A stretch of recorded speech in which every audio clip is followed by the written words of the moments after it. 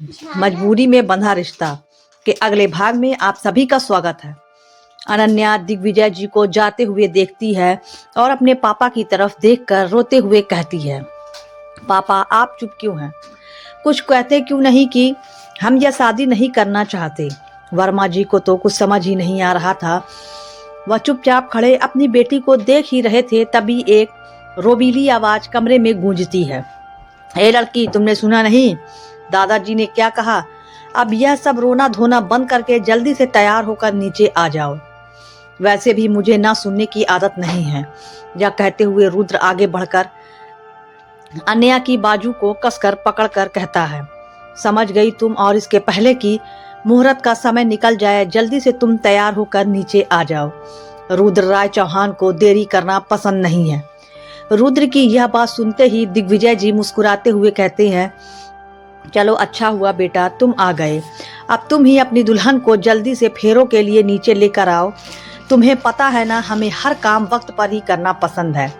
यह कहते हुए दिग्विजय जी अपनी छड़ी को जमीन पर टिकाते हुए वहां से चले गए।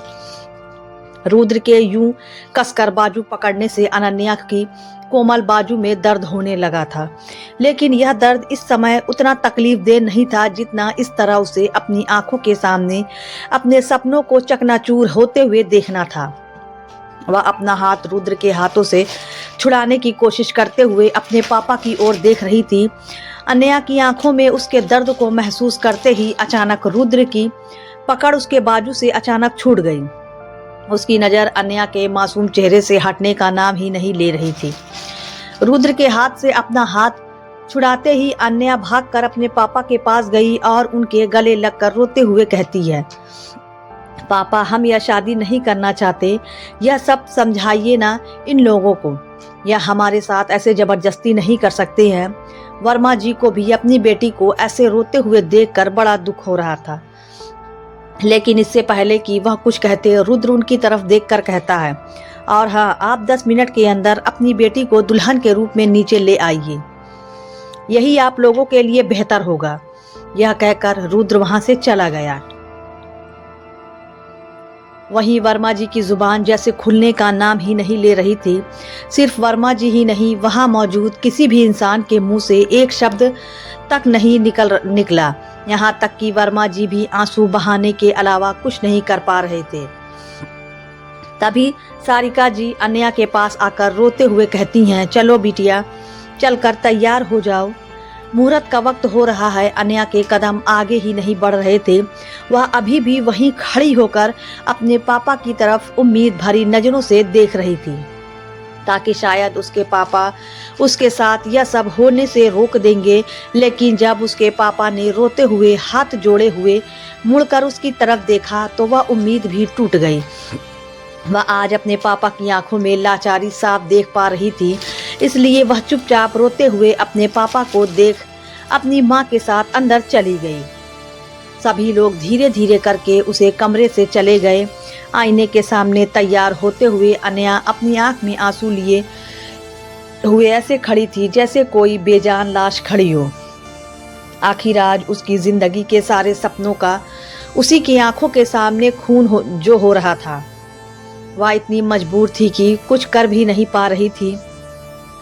अपने सपनों के लिए हर समय सबसे लड़ने के लिए तैयार रहने वाली लड़की आज चुपचाप अपने उन्हीं सपनों का अपने ही हाथों से गला घोटने जा रही थी। अगले 10 मिनट में जब अनन्या को दुल्हन के लिबास में तैयार करके नीचे लाया गया तो किसी की भी आंखें उससे हटने का नाम नहीं ले रही थी। आखिर अनन्या थी ही इतनी खूबसूरत और मासूम और चांद सा चेहरा, जिसे देखकर एक बार चांद भी शर्मा जाए। लाल रंग के उस दुल्हन के जोड़े में अनन्या इतनी खूबसूरत लग रही थी मानो किसी राजघराने की रानी उतर रही हो। शायद रुद्र जैसे राजकुमार के लिए अनन्या जैसी राजकुमारी ही बनी थी, इसलिए इस तरह से उन दोनों का रिश्ता जुड़ रहा था जिसकी किसी को उम्मीद ही नहीं थी। खैर, इस धरती पर अक्सर वही होता है जिसकी किसी को उम्मीद नहीं होती है।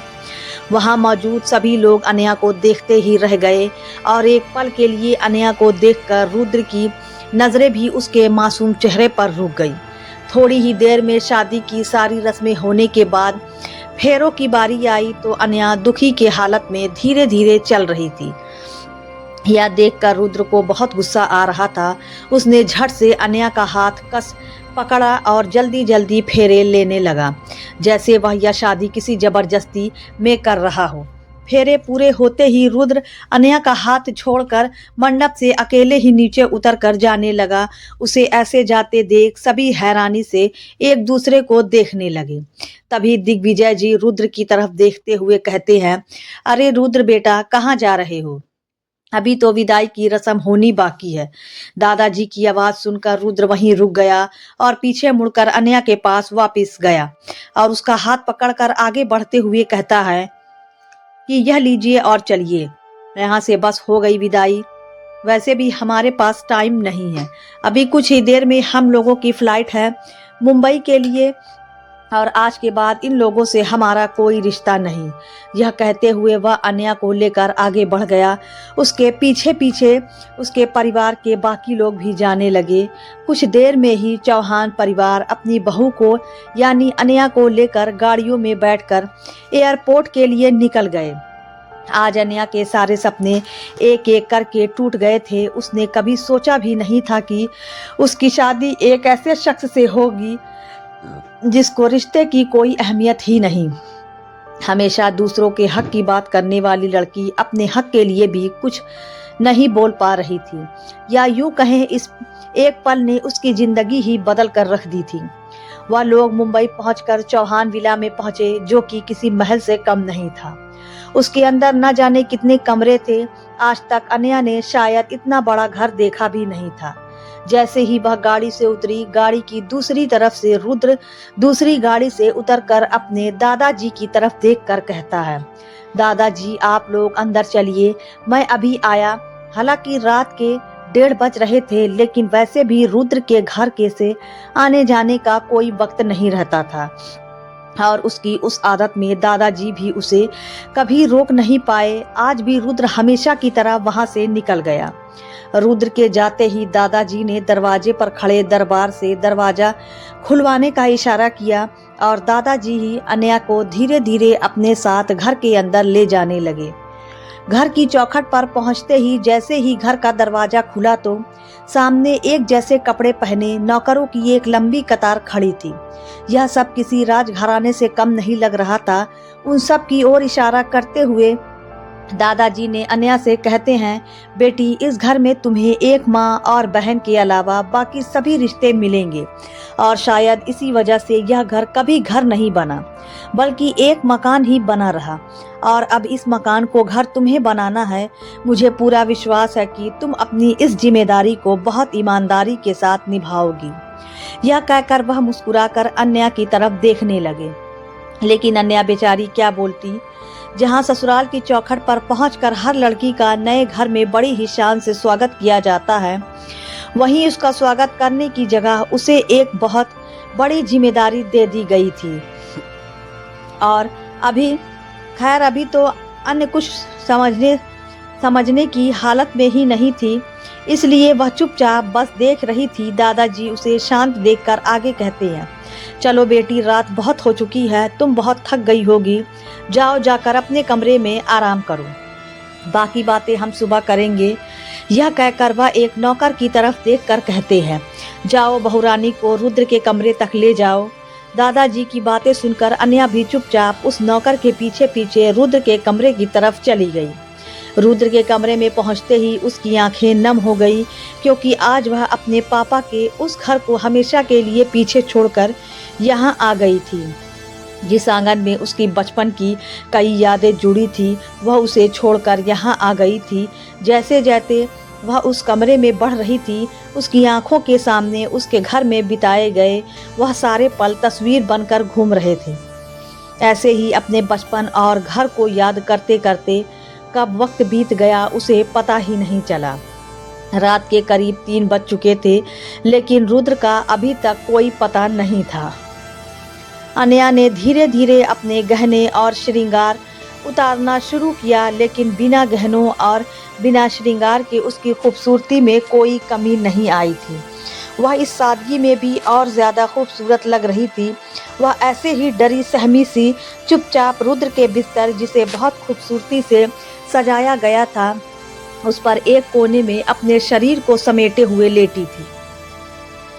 तभी कमरे का दरवाजा किसी ने धीरे से खोला और दरवाजे के खुलने की आवाज सुनकर अन्या अपनी टांगों को समेटे हुए डर का बिस्तर पर बैठ गई। जैसे ही रुद्र ने कमरे के अंदर जाकर दरवाजे की सिटकिनी लगाई, उसके दिल की धड़कन तेजी से धड़कने लगी।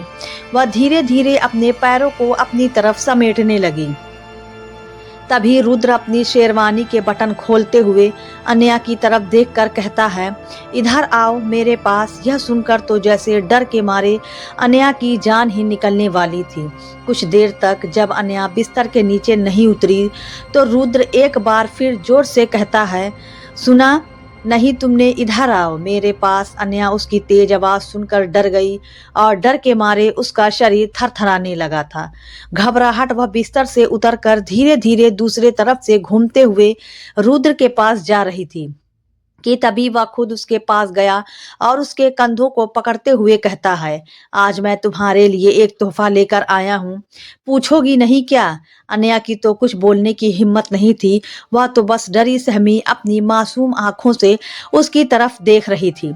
रुद्र मुस्कुराते हुए अपने हाथों से एक गिफ्ट निकालकर अन्या की तरफ बढ़ाते हुए कहता है, यह लो तुम्हारा तोहफा। इस घर में तुम्हारा पहला दिन है और आज के दिन तो तुम्हारे लिए तोहफा लाना तो बनता ही था। यह लो पकड़ो इसे। यह कहते हुए वह कागज उसने अन्या की तरफ बढ़ा दिया, लेकिन जब अन्या ने उस पेपर को पकड़ा नहीं तो उसने खुद उसका हाथ पकड़कर वह पेपर उसके हाथ में दे दिए। अन्या में इतनी हिम्मत नहीं थी कि वह उन्हें खोलकर देख सके। रुद्र धीरे से हंसते हुए कहता है, इससे खूबसूरत तोहफा मेरी बीवी के लिए कुछ हो ही नहीं सकता था, इसलिए बड़े अरमान से इसे पढ़कर इस पर साइन कर देना। और हाँ, एक बात, यह कोई प्रॉपर्टी या बंगलों के कागज नहीं है, बल्कि यह हमारे डाइवोर्स कॉन्ट्रैक्ट के पेपर हैं। हम दोनों शादी के रिश्ते में तो हैं, लेकिन सिर्फ दुनिया की नज़रों में।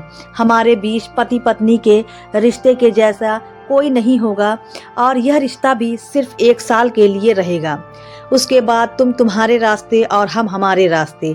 यह शादी मैंने दादाजी के कहने पर की है और अब मुझे नींद आ रही है, इसलिए मैं तो चला सोने। लेकिन हाँ, याद रहे कल सुबह तक मुझे इन कागजात पर तुम्हारे साइन चाहिए।